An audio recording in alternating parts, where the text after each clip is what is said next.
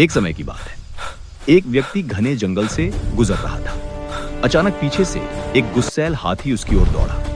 जान बचाने के लिए वह इधर उधर भागने लगा। भागते भागते उसे जमीन पर एक पुराना कुआं दिखाई नहीं दिया और वह उसमें गिरने ही वाला था। गिरते समय उसने कुएं के ऊपर झुकी एक पेड़ की डाल को दोनों हाथों से कसकर पकड़ लिया। वह आदमी हवा में लटका हुआ था। ऊपर हाथी चिंघाड़ रहा था। नीचे कुएं में जहरीले सांप फन फैलाए बैठे थे।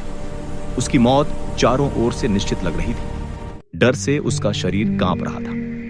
तभी उसने देखा कि जिस डाल को वह पकड़े हुए है उसे ऊपर से दो चूहे, एक सफेद और एक काला, कुतर रहे हैं। डाल धीरे धीरे कमजोर हो रही थी। समय भी उसी तरह उसकी जिंदगी को काट रहा था।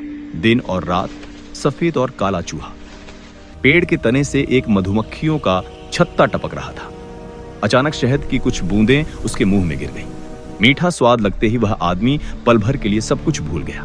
हाथी, सांप, चूहे, मौत का डर। वह सोचने लगा, वाह कितना मीठा शहद है। उसी क्षण उसने ऊपर आकाश की ओर देखा। वहां एक दिव्य तेज से युक्त भगवान विष्णु शांत भाव से खड़े थे, मानो उसे बुला रहे हो। लेकिन आदमी का ध्यान अब शहद के स्वाद में अटक चुका था। उसने भगवान की ओर देखने के बजाय फिर से छत्ते की ओर मुंह बढ़ा दिया। कुछ ही देर में डाल टूट गई और उसकी कहानी वहीं समाप्त हो गई। कहानी की सीख, यह संसार उसी आदमी की तरह है। हाथी हमारे पीछे दौड़ती हुई समस्याएं हैं। कुआं और सांप निश्चित मृत्यु और दुख हैं। सफेद और काला चूहा दिन रात। यानी समय है शहद, संसार के छोटे छोटे सुख हैं, और भगवान मुक्ति का मार्ग। लेकिन इंसान थोड़े से सुख के लिए सब कुछ भूल जाता है। जीवन का सत्य, मृत्यु की निश्चितता और ईश्वर का मार्ग।